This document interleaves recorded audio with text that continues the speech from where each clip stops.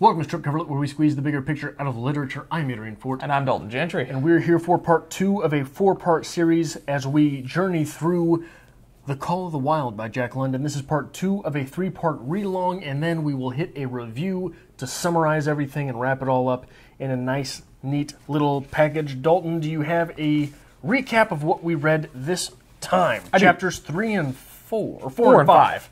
4 and 5. Chapters 4 and 5. Basically what's going on here, Buck is getting sold off left and right. He leaves Francois and Perrault. He goes with a Scotch man, a half-breed. And then he gets sold off again. He is now with Charles. Is it Charles or Charlie? Charles and Mercedes. Yes. Things go south. Charles doesn't really know what he's doing. He's ill-prepared. And we last see Buck basically on death's doorstep. He's been worked to death. He's starving. And that's when good old John Thornton, is that his name? Yes. Steps in. And that's where we are at this point. Not a lot going on in these 2 chapters, to be honest. I don't have a lot of talking points for this. Yeah, so it's a lot of movement. He's no longer a government dog. Okay. The team itself is no longer a government team. Yes. They are in the private sector now. And they have been bought by people who are after a gold. Yes. Right? And if we did not know this through intuition, it is told to us by John Thornton, who says, I wouldn't risk my carcass on that ice for all the gold in Alaska. Okay. Which is interesting how that one little line changes depending on what you know about the situation. Okay. These are people who are up there looking for gold. Yes. If you don't know that, I wouldn't risk my carcass on that ice for all the gold in Alaska. It's just the phrase, I wouldn't do it for all the gold in the world. But here, it's I wouldn't do it for all the gold in Alaska. We do get a little bit of a or 2 different perspectives here. When he was with Francis and Perrault, they knew what they were doing. They were highly trained, well outfitted. This is what they did for a living, government-based. At this point now, he is just bought up by somebody who is trying to get up there for the gold. And it's a bad deal. And the romance. And the romance, of course. But it's a bad deal. Not well prepared. They're starving. They ran out of rations for the dogs. He's basically beating the dogs to death as well. When he doesn't get his way, let's just beat him more. That'll make him work. Regardless if they're hungry or exhausted, just beat him more. So we do get some different perspectives on what's going on up here, the good and the bad, with the Alaskan Wild. Yeah, so that part of the text, what it reminds me of, and this is sort of the way literature bleeds into life, right? He's a very good dog. Okay. His team is a very good team. They were charting records with... yes. Perrault and Francois. They were charting records. People were... Remember there's that one scene where they get a standing applause as they come down the street? Right? That happens. Does that? Yeah, it happens. Okay. I believe Pretty sure that happens. But anyway, they are legends. Okay. In their time. They get sold to the wrong owners, and they can't do a damn thing right. Fair. Right? So what it reminds me of, what it gives me as a reader is a little bit of perspective on athletics. That's a good way to put it, yeah. So everyone wants to make a big jerk out of the football player who's drafted onto a terrible team and holds out, and I don't want to play for the team. End of his contract, he bolts for another city. Yeah. Everybody wants to make that guy out to be the bad guy. This is a very good explanation of why he's not the bad guy. Okay. Why she's not the bad guy. Because sometimes when you've got a bad owner in a bad situation, there's not a damn thing you can do about it. No matter how good you are. And Buck choosing to die the good death here, like, as an athlete, that's just basically sitting back and saying, I will have no legacy. Okay. I will just play out my days in Cleveland like LeBron James, right, and have no legacy. But you don't want that for Buck, do you? No. And Buck is ultimately rescued from it. So okay, we get this scene, the very end of the reading, which I think is a good way to summarize where we are at this point in the text. So, is it Charlie that's beating the hell out of him? Yes. Charlie's John's the one who steps in. Yeah, well, I just couldn't remember if it was Charlie or Hal.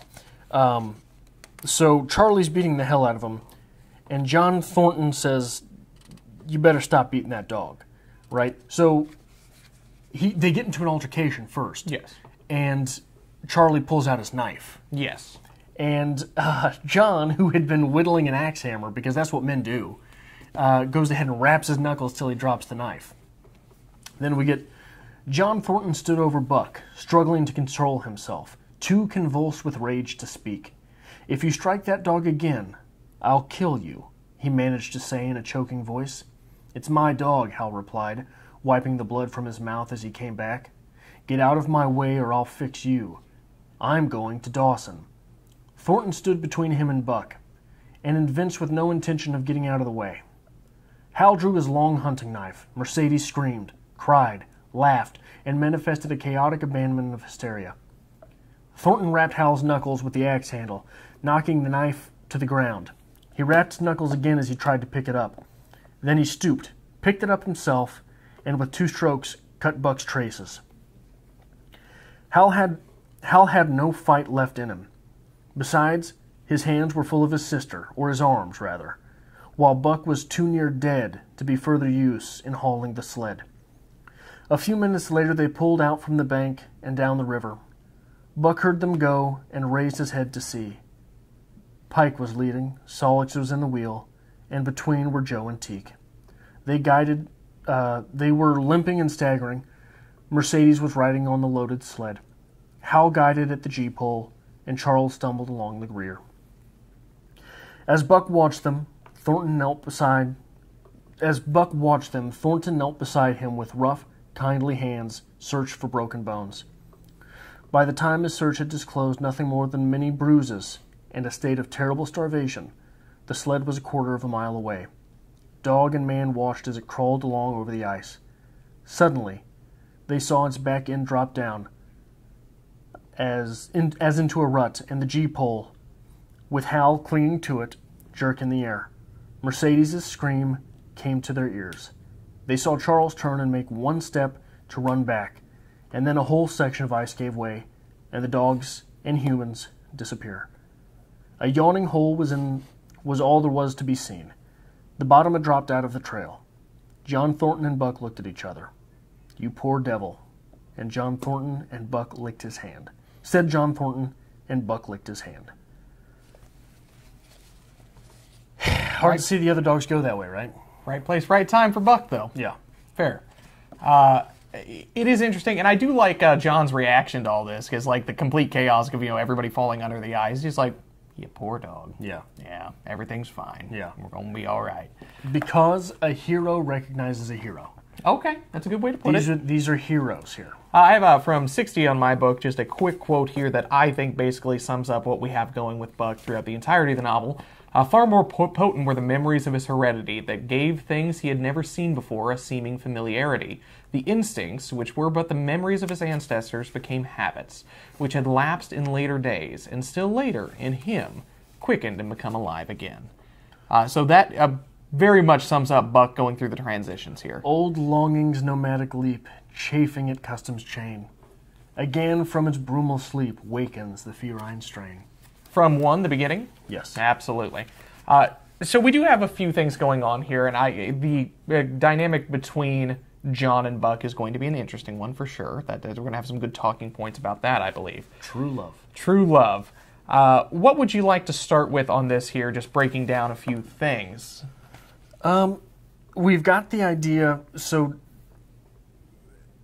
this time frame, you've got the idea of the good death. Okay. And Buck had decided to take the good death. Okay. He laid down, he was taking death on his terms. Absolutely. And we get the quote, he neither whined nor struggled. So he was just going to take it. Yeah, while he's being beaten, mind you. You go ahead. You beat me with that club, you dumb son of a bitch. Okay. I'm going to die, and that's fine. But you're not going to make me cry. I'm not going to whine for you. And I'm sure as hell not going to do what you think I'm going to do. Okay. So it's the good death, right? That's a good way to put it, yeah. In Hemingway, when we see the good death is often, I'm going to sit here, and you're going to come after me. Yet I'm going to give you one good last one. Okay. You know, with the lion in the tall grass, with old Anderson, they're going to come for me. Well, though Buck does not physically lash out against Charles. He's in the reins. Yes. Right. In the end, he gets one over on him, because he's not falling through that ice. So is this Buck's choice here to lay down and accept the good death and accept the beating, or is this some perhaps supernatural thing that's keeping Buck safe? Because had Buck decided to get up and move along, it's quite possible he would have went down with the ship. Yeah. I don't know that one interpretation disallows the other one there. Okay. Right? Fair. One can choose in fact, many times in comic book lore, one chooses to accept the good death, and by some supernatural cause is then thrust from it. Right? Okay. Well, Buck at this point has truly come into his own, and he has become a master of the wilderness.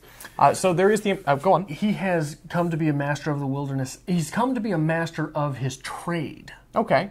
And fallen therefrom. Okay. Because right after where he neither whined nor struggled, and I have this highlighted from our school days together. Oh. This was the first time Buck had failed. Okay. That simple statement. I think it could be argued that Buck has become a master of himself as well. Because when he was first being dropped into this environment, we have the learning curve for him where he's learning the reins, where he's challenging things. He's learning. He's being beat. He has to learn this trade. Very early on in Chapter 4, we get Buck asserting his dominance over Francois and Perrault, where they're barking the commands and he's basically evading them, taking the blows, and doing his own damn thing. After he killed Spitz? Yes, because Buck is going to do what Buck chooses to do now. So Buck has completely asserted his dominance, shown that this is his world. He is enveloped in it now. He is the master of his realm. So to see him just lay down and accept death, there's a good contrast there for sure. But if you want to play it as well, the wisdom to do so saved his life. By laying down and choosing to die, he is going to live, whether he knew that or not. Right. So there's a lot going on with just that little bit there, and I think there is some interesting stuff we could talk about there for sure. Well, and I think it's also John Thornton, if he does not yet, will strike you as the man who would choose the good death. Okay. Right? Man's man. Yeah. Go ahead and shoot me, you son of a bitch. Okay. So when he sees someone succumb to that fate, a dog which, as we are told, is so stoic in appearance and so heroic in presence as Buck, right? Oftentimes people say Buck and just see him and say, what a bully damn dog, yeah. Right? So John Thornton, who we have every reason to believe that he's standing out in the freezing weather whittling an axe handle, right? We understand he's that guy already. He's the Buck equivalent of people. When he sees another one of himself accept the good death, he says, okay, I've got the choice here. Yeah. I'm going to step in, and I'm going to rescue this dog. Okay. Can't save them all. But him. Yeah. Okay. Now, talking a little bit about characters, I am not crazy about the character of Mercedes. Now, this is the wife of Charles, I believe, who is being brought along for this expedition. The sister of Hal. And doing the best she can. I mean, she is trying to take the world that she knows and the skills that she knows and take them with her and do everything she can. And when we first meet her, she's very sympathetic towards the dogs. Don't beat the dogs. They're doing the best they can. She's doing everything that she believes is right. However, the wilderness breaks her almost immediately. She is the first character we see in this that is just absolutely broken, besides Buck, of course, but Buck is broken so he can become stronger, and she gives up. She is prostrate on the sled. She can't walk, it's too much, she has to lay on the sled, which adds weight towards the dogs. They tried to, I think, carry her at one point and sit her up, and then just left her. And they're like, ah, shit, we gotta go back for her. She's really she's holding to this. So I'm not sure I'm crazy about the character Mercedes. It seems like a very weak character. Well, she's gone. Fair. Glad we could do that, but I think, it's unfortunate, right? Because Yes. she is following two people very prominent in her life. Yes. To something surely they promised her was romantic and glorious and would lead to riches. Absolutely. But when you get a character who is, this is the first character we've seen that is hugely sympathetic towards the dogs, that's a new dynamic we haven't investigated before. And it's not welcomed, is it? It's not welcomed, and it's immediately shut down, and is then no longer played on. Right. Because her character just shifts immediately when she's like, ah, shit, it's cold out here and this is work. Well, not only that, but the dogs, when they're given these extra rations, they eat them because if they don't, the rations will be eaten by another dog or go to waste. And if you give a dog food, it's going to eat it. Right. That's how it works. So they're not going to turn it down. But Buck lets us know that even they understand. This means the end of food, lady. Yeah. You're screwing us. Yes. You just think you're being nice. Okay. And then even so much to where Charlie has to sell his gun to get extra food. Leather. Yeah. It's like boiled leather. Yeah, and then, which is bad because, what was the kind dog's name? Billy? Billy fails. Yes. And we can't put a bullet in him, can we? No. We gotta axe him. And that doesn't work so well. Yeah. There's a lot going on here, and for some reason... And also, so there's another little... who was this? I can't remember the Swede's name. Do we ever get the Swede's name? I don't think I think we it's just do. a half-breed. Yes. They call him Scotch the half-breed. The Scotch half-breed. Yeah, Swede. Where did I get Swede? But the Scotch half-breed. He has to put a dog down, too. Yes. But what he did... Was it him or was it Perot and... We don't get much from the Scotch half-breed, so I'm not sure if I could tell you 100% off top of my head. I think you're right that it was Francois and Perot. Francois and Perot.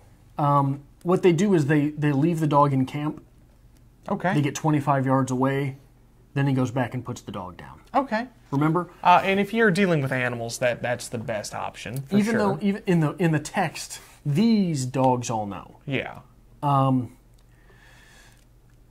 But the way Billy's put down, I think, unless I misread that, they cut him out of they take him out of the harness and put him down next to the team. Yeah. And I believe they botched that with the axing. So. Well, yeah. So, rough life for sure. For some reason, I really got into travel writing for a while and reading travel writing, things like that. The Alaskan wilderness, obviously, is formidable, for sure. But when you read about people who go ill-prepared up into the wilderness, this is pretty much the scenario every single time. That food's going to run out because you didn't know what you were doing or you didn't take enough with you, and damn does it get hard, and damn does it get bad for you. Not only do you have to have a cold rationality, you have to do it right. Yes. There's no margin for error. Even if you go in with the right mindset and you feel that you've prepared, I mean, if you make simple mistakes, you're done for. You forget to carry that one, you're screwed. You are done for. Anything else you'd like to talk about here? Like I said, there's not a lot of talking points on this. Well, do you have anything else in the text? In the text? No, just things I could talk about from the text. It raised in me the question of, they've got that stretch, I think, towards the end of Francois and Perot days. Perot. Perot? Not Perot. Perrault. Yeah, Perrault. During the end of their reign, where they travel something like 78 of 80 days or something. I don't remember. Something crazy. What is the longest work stretch you've ever been on? The longest work stretch? Yeah. Like consecutive days or hours?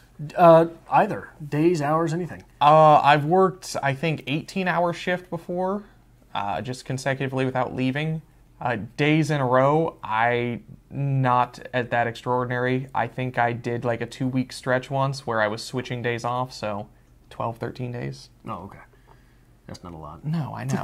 I feel like you knew the answer to that. I wasn't being vindictive, Dalton. I was just trying to raise conversation because it's an interesting little nugget to take from the text.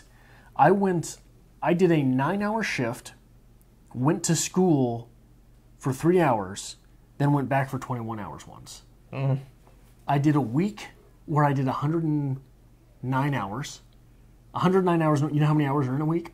How many hours are in a week? Not off the top of my head. 168. Oh. I worked 109 of them. Oh, my. And then I remember when I did, so I got a second job. I left my primary job for another job. Okay. Didn't drop the primary job. Cut that back to 2 days a week. It was all my days off.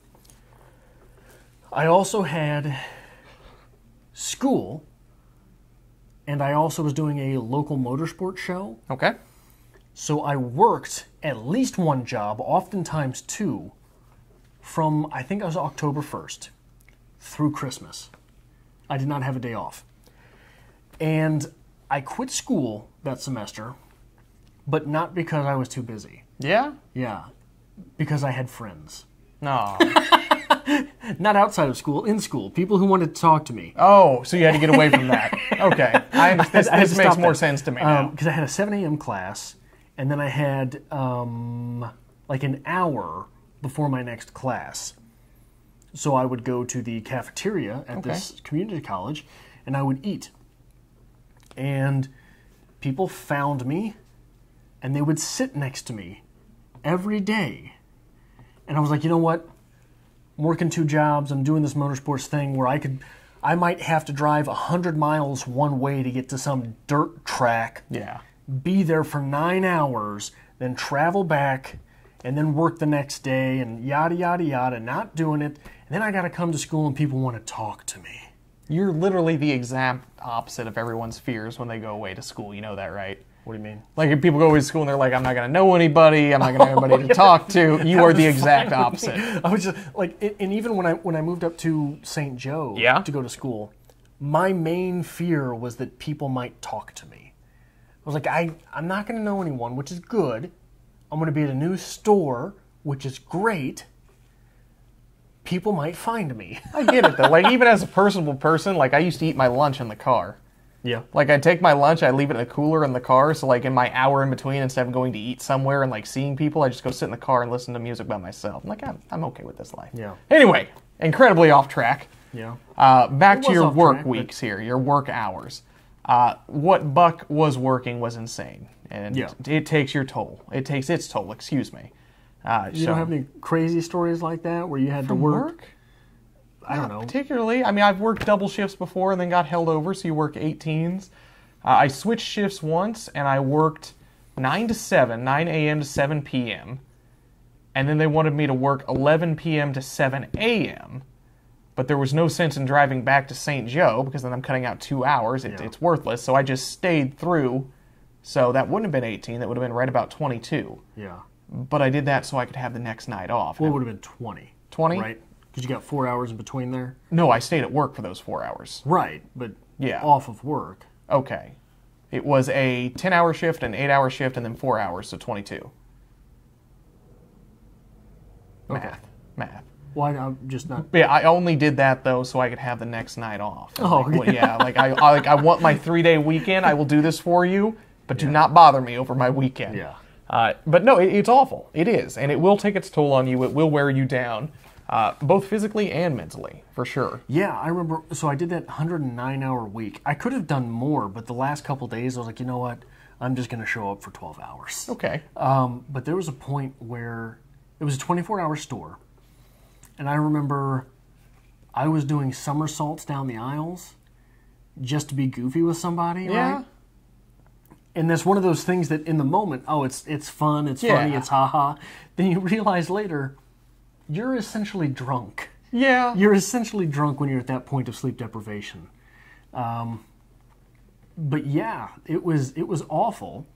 And for the amount of money I was making and the overtime on top of it. Not worth it? Not worth it. Not worth it. Not worth it. So... yeah, in the end, we definitely even see Buck away from the Francois and Perrault stretch where they're being worked insane hours. They're not having any rest. They're traveling an extreme distance just to get there on time. But they're doing it in yeoman-like fashion, right? Okay. Francois and Perrault aren't having to whip them. Yes, they're doing it willingly. They're setting records, and that's a great thing. But then we get the obverse of that, where in the end they're being whipped and forced into this life of servitude, and the difference that it makes between the two. Yeah. Do you have anything else you want to mention with these chapters 4 and 5 here? That's all I've got for those 2 chapters. Okay.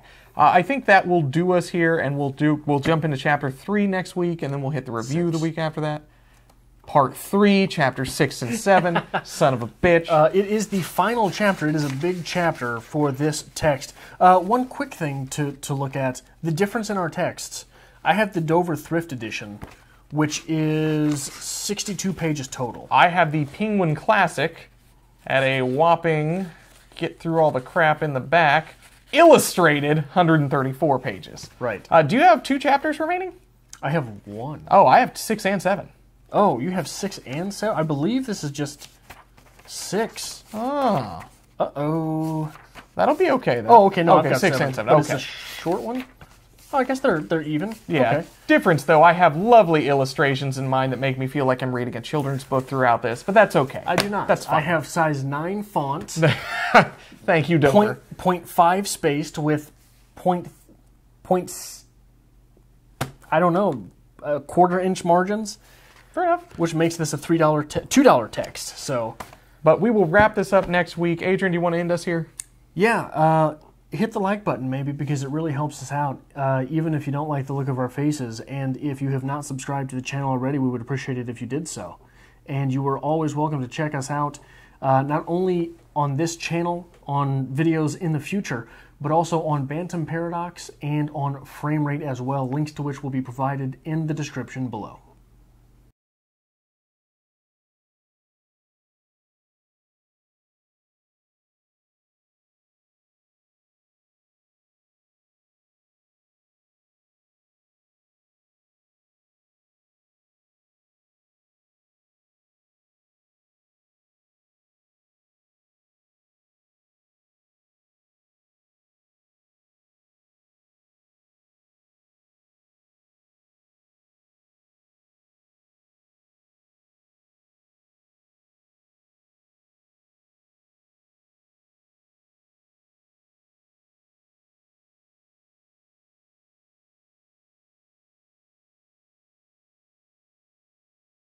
Go, people expect it to be a chapter in our at-home cookbook, I'm sure.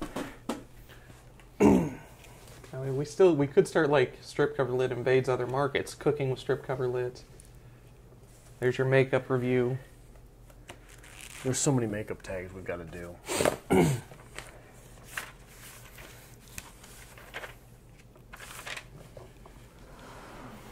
Got a lot more writing than I do.